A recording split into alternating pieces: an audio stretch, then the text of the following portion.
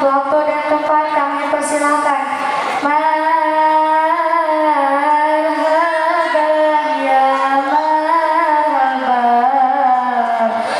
ya nurul aini, marhaban jadau sayyid, marhaban marhaban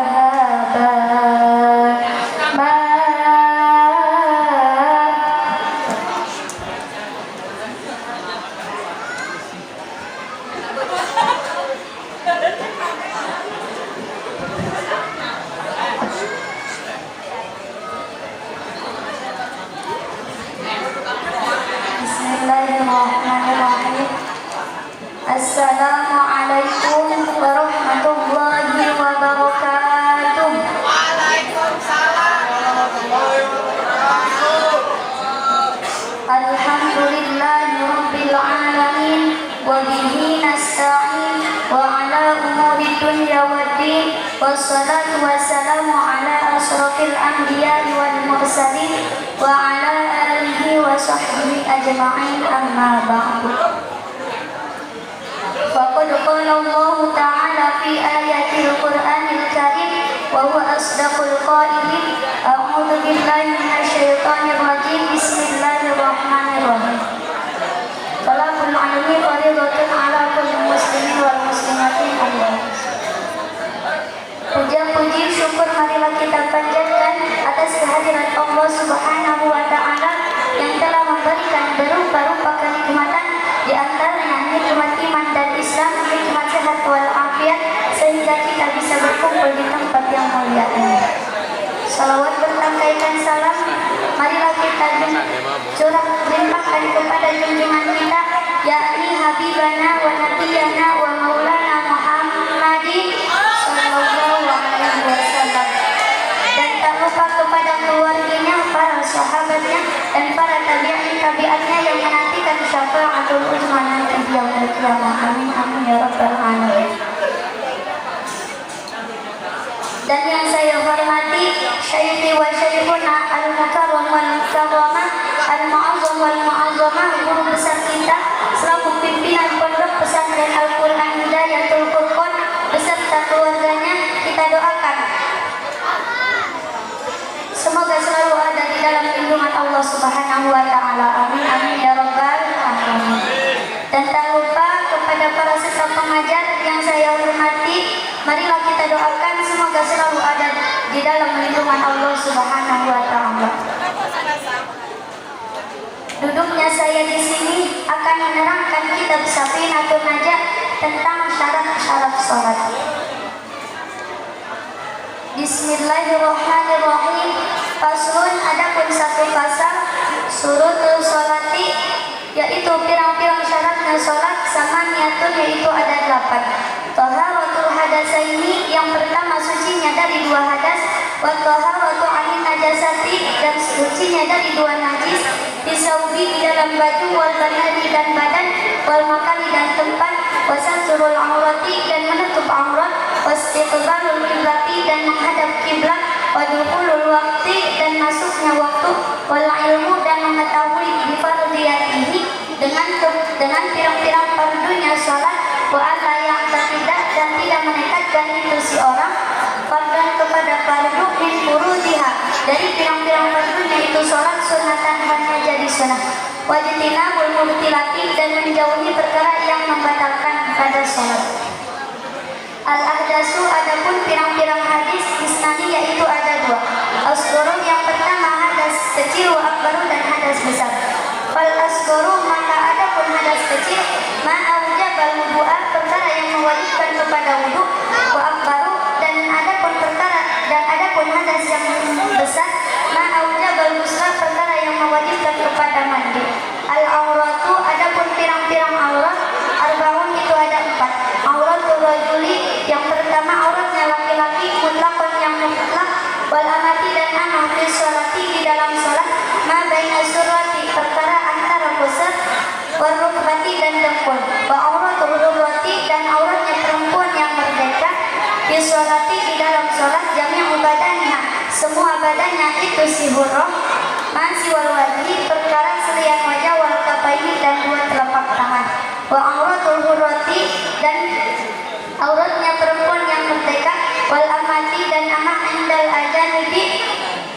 yang bukan muhrimnya jami'ul badani semua badannya, wa inda maharimha dan yang bukan muhrimnya si hurrah dan amah, wan nisa'i dan perempuan, ma baina surrati perkara antara pusar wa rukbati dan dengkul.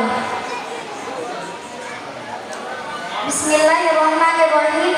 Di dalam ini pasal ajengan musannif menerangkan tentang syarat-syarat salat. Apa yang dinamakan syarat-syarat salat itu adalah perkara yang tetap sebelum dilaksanakannya salat. Adapun syarat-syarat salat diterangkan di dalam kitab Safinatun Najah ada 8. Yang pertama, taharatul hadasaini adalah sucinya dari 2 hadas. Ada hadas besar contoh seperti junub, haid dan nifas. Adapun hadas kecil ialah contoh seperti kencing, kentut dan lain-lain. Apabila seseorang sholat tanpa bersih-bersih dari 2 hadas tersebut, maka sholatnya tidak sah atau tidak diterima. Wa taharatu 'anil najasati. Yang kedua adalah sucinya dari najis. Contoh seperti di dalam baju, di badan dan di dalam tempat. Wa satrul aurati dan yang ketiga adalah menutup aurat. Nanti akan diterangkan di bawah, akan diperjelaskan secara jelas auratnya wanita. Wastiqbalul qiblati dan yang keempat yaitu menghadap kiblat. Adanya menghadap kiblat itu ada 2 versi. Versi yang pertama yaitu zonan sangkaan bagi orang yang ada di luar Ka'bah. Versi yang kedua adalah versi yakinan bagi orang yang ada di depan Ka'bah. Wa dukhulul waqti, syarat yang kelima adalah masuknya waktu. Di dalam waktu beda-beda, yaitu ada 3 tingkatan. Tingkatan yang pertama adalah adanya waktu fadilah. Yang kedua adalah adanya waktu tahrim dan yang terakhir adalah adanya waktu karohah. Saya akan menjelaskan yang pertama dari 3 tingkatan tadi di atas adalah waktu fadilah, yaitu dilaksanakannya ketika setelah azan berkumandang. Dan yang kedua adalah waktu karohah, yaitu waktu di mana kita melaksanakan sholat dan waktu sholat tersebut akan habis. Dan yang terakhir adalah adanya waktu tahrim, ialah waktu setelah habisnya sholat tersebut, maka wajib bagi orang yang sholatnya ketinggalan atau kehabisan waktunya diganti dengan niat qadha. Wal ilmu bi fardiyatiha dan yang keenam yaitu yang mengetahui dengan keperluannya sholat. Wa an la ya'taqida fardhan min furudiha sunnatan. Dan yang ketujuh yaitu tidak boleh bagi orang yang meyakinkan adanya satu fardu dari pirang-pirang fardunya sholat kepada sholat sunnah. Contoh yang pertama, seperti ada orang yang mengetahui bahwa sholat zuhur itu fardu atau wajib, tetapi si orang itu menekadkan di dalam hatinya bahwa sholat zuhur itu sunnah. Contoh yang kedua, adanya meyakini satu fardu di dalam sholat seperti rukuk meyakini kepada sunnah. Wajibina mubtilati. Yang terakhir yaitu menjauhi perkara-perkara yang bisa membatalkan kepada sholat. Contoh seperti melakukan gerakan lebih dari 3 kali. Al-ahdasu isnani. Di sini akan menerangkan tentang macam-macam hadas, yaitu ada 2 bagian. Yang pertama yaitu hadas kecil. Apa yang dinamakan hadas kecil? Ma'aujabal wudu'a, yaitu perkara yang mewajibkan kepada wudu. Contoh seperti ketika dia mau melaksanakan sholat lalu dia kencing, maka wudunya batal dan harus diganti dengan wudu yang baru. Dan yang kedua wa akbaru, yaitu hadas besar. Apa yang dinamakan hadas besar? Ma'aujabal ghusla, perkara yang mewajibkan kepada mandi. Contoh seperti haid, nifas dan junub. Al-auratu arba'in. Adapun di sini akan menerangkan aurat terbagi 4. Auratul rajuli mutlaqan wal ammati. Yang pertama auratnya laki-laki dan auratnya amat di dalam sholat, yaitu perkara yang di antara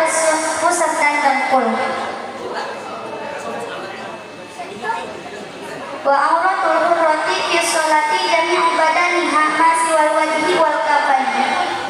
Dan yang kedua yaitu wanita yang merdeka di dalam sholat, yaitu semua badannya wanita yang merdeka kecuali muka dan dua telapak tangan. Di dalam kitab Safinatun Najah menerangkan dan menjelaskan masih wal wajhi, adanya seorang wanita yang merdeka auratnya di dalam sholat, yaitu semua badan, adanya aurat semua badan selain wajah dan dua telapak tangan.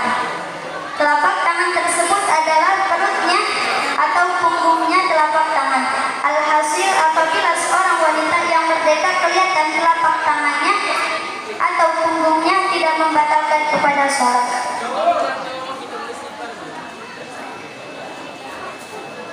Wa auratul hurrati wal amati indal ajanibi jami'ul badani wa inda maharimiha wa nisa'i ma baina surati wa rukbati.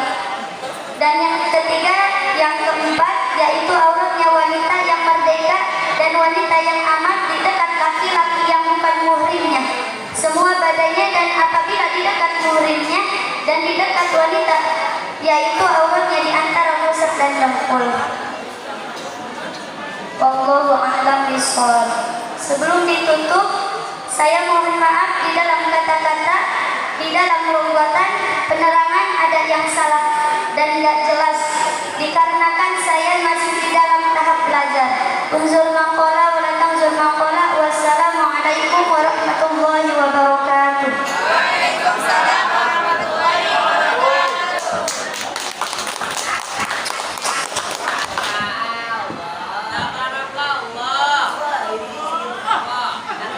Waalaikumsalam warahmatullahi wabarakatuh. Terima kasih untuk kedua pihak. Meningkat acara selanjutnya yaitu